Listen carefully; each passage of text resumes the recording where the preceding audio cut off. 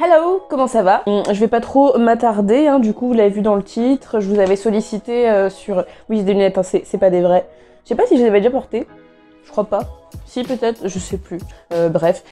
Je vous ai sollicité sur Instagram pour m'envoyer des questions pour la 10e vidéo de la chaîne. Alors oui, quand vous comptez c'est la 11e et c'est la 10e officielle avec du contenu on va dire, hein, autre que la présentation. Donc c'est parti, on y va!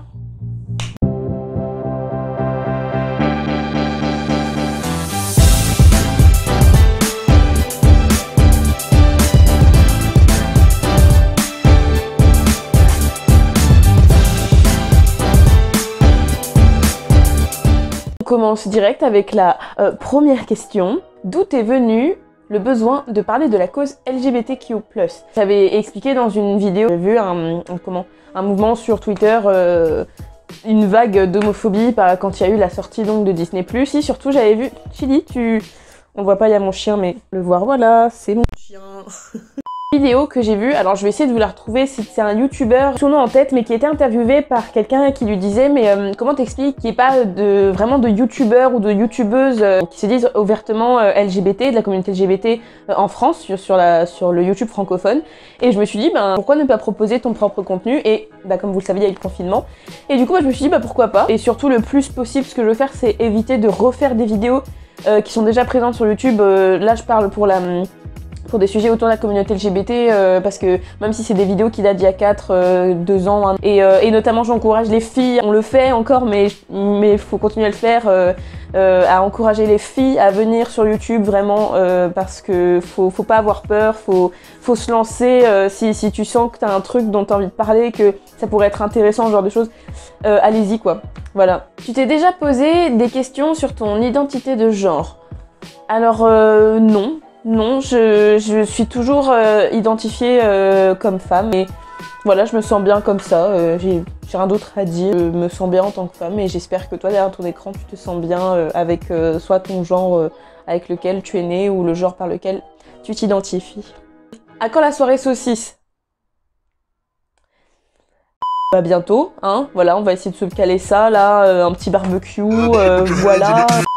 Quels sont tes projets vis-à-vis de la chaîne? Ah, alors, donc ça, pour ceux qui l'ont vu dans ma vidéo de présentation, à un moment, je dis brièvement que pour le moment, j'aimerais me concentrer sur des thèmes autour de la communauté LGBT, et après, on verra. Après, j'aimerais sur la chaîne parler de sujets, d'autres sujets qui m'intéressent, à savoir le sexisme, le racisme. Là, on en entend parler, mais où je me dis, ouais, sur YouTube, pourquoi pas. On verra après quelle visibilité aura la chaîne. Après, là c'est plus audacieux, mais c'est vraiment quelque chose que j'aimerais bien, que j'ai développé avec la chaîne YouTube. C'est donc, pour ceux qui n'ont pas vu, mais j'ai fait donc un petit court-métrage qui retrace un petit peu mon parcours par rapport à mon coming out, à comment je m'identifie, tout ça. Ce serait pourquoi pas faire des courts-métrages, moi j'aimerais vachement. C'est un projet que j'ai, on va dire plus lointain, après si ça débarque demain, tant mieux.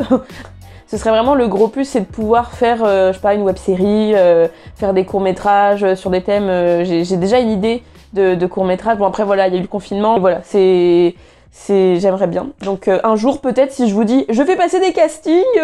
Es-tu impliquée dans la communauté LGBT en dehors de la chaîne? Alors oui, je suis très récemment devenue présidente d'une association. Sinon c'est le plus possible quand je pouvais, du coup avant cette foutue crise sanitaire, c'était aller dans des associations étudiantes, des associations qu'il y a dans ma ville. Et vraiment faut pas hésiter, voilà, même si tu ne fais pas partie, ça je tiens à le préciser, si tu ne te considères pas comme personne LGBT, que tu es hétéro, que tu te considères comme allié, que tu es pour les droits de ces personnes, faut pas hésiter, parce que ça aussi, ça c'est un gros plus, c'est ça qui montre que des personnes plus que tolérantes, j'aime pas le mot tolérance parce que pour moi c'est plus acceptation, c'est pas que les personnes de la communauté LGBT qui sont là pour dire on fait de mal à personne, tout ça, donc vraiment n'hésitez pas à mettre en place des petites choses sans partir loin. Vous pouvez faire vraiment des toutes petites actions qui en fait pourraient se développer et toucher plein de monde, et ça c'est un gros plus, donc faites-le.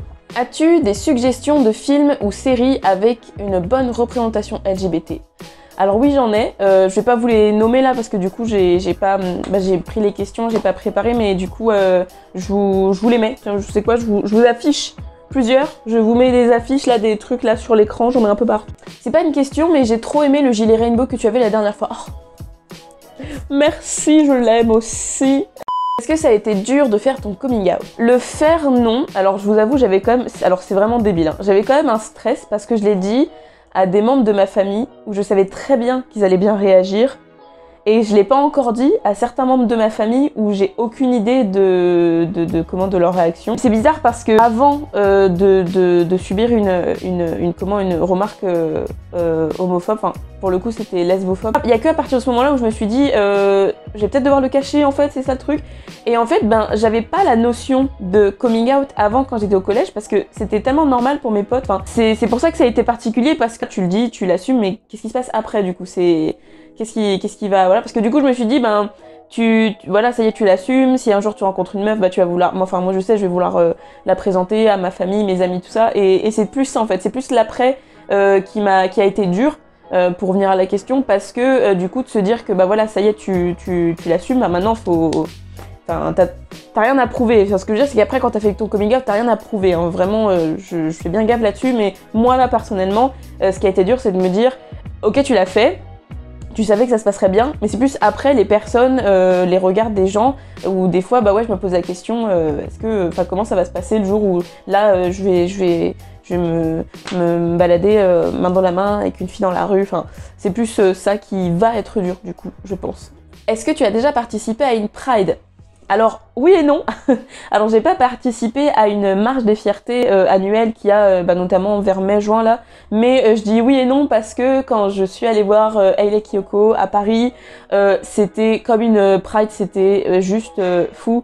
Il y avait des drapeaux arc-en-ciel partout, on était à Élysée-Montmartre. Je vais essayer de vous retrouver des photos là de la queue, c'était horrible. Il y avait, on était toutes devant la salle et en fait on a commencé à être décalés. Mais tu sentais c'était en mode lesbienne, tu sais, genre il y avait ouais, il y avait une queue pas possible de monde et il y avait des drapeaux arc-en-ciel et je me souviens que ce jour-là mon tonton m'a dit bah vas-y prends-le. Voilà, j'ai sorti mon drapeau arc-en-ciel et c'était un super souvenir et pour moi c'était un peu comme ma première Pride parce que bah c'était la première fois que je sortais mon drapeau arc-en-ciel avec moi et que j'avais pas peur et qu'on était au milieu de Paris là, enfin c'était un super moment et j'espère un jour du coup pouvoir participer à une Pride parce que malheureusement elles sont décalées à cause du Covid. J'espère pouvoir participer à une Pride cette année là avant 2021, ce serait grave cool.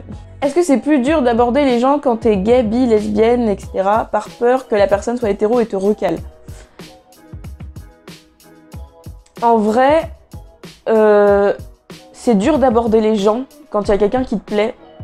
Mais c'est pas ton orientation sexuelle qui va faire... Alors là, je parle pour moi, mais je vais vous expliquer pourquoi. Parce que honnêtement, alors vous pourrez me dire dans les commentaires, mais même avant d'assumer ma bisexualité et du coup que les gens sachent que j'aime aussi, que je suis attirée aussi par les filles, bah du coup avant, je sais pas, quand je sortais, je sais pas, en bar, dans les bars, dans les boîtes, même en ville et tout ça, enfin à des soirées chez des potes, etc.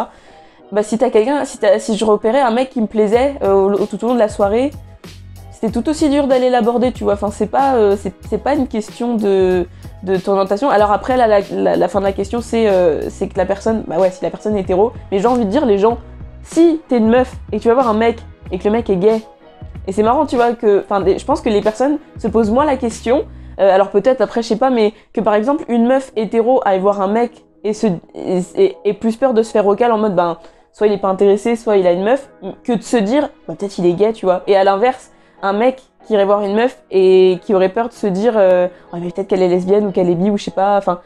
Et c'est marrant, tu vois, parce que je pense que alors c'est vraiment mon avis, mais je pense avec mon expérience avec mes potes et tout ça que les personnes hétéros ont au moins ce raisonnement-là que moi une personne bi ou un mec qui est gay ou une meuf qui est lesbienne, d'aller voir justement une personne et de se dire mais peut-être qu'elle est hétéro, elle va me recal, plutôt que directement elle est en couple, tu vois. Enfin, mais honnêtement non, c'est pas parce que je suis bi, mais c'est plus parce que ben en vrai on va pas se mentir, ça saoule de se prendre un râteau, tu vois, genre ça fait mal à l'ego un peu, mais bon voilà, après c'est la vie, hein, Et puis j'ai envie de vous dire qu'il ne tente rien à rien quand vous repérez quelqu'un qui vous plaît, que je sais pas, vous sentez qu'il y a une petite étincelle, enfin je sais pas, en vrai allez-y, même si sur le coup ben tu prends un râteau, ça fait mal.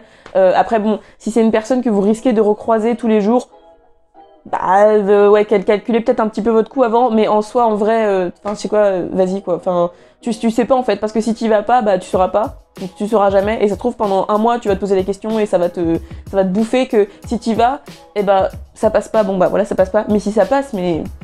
Bah, trop bien, vas-y, quoi. Allez, on y va, l'amour, ou le sexe, on s'en fout, en fait. Enfin, voilà, tu fais ce que tu veux. J'ai fait le tour des questions.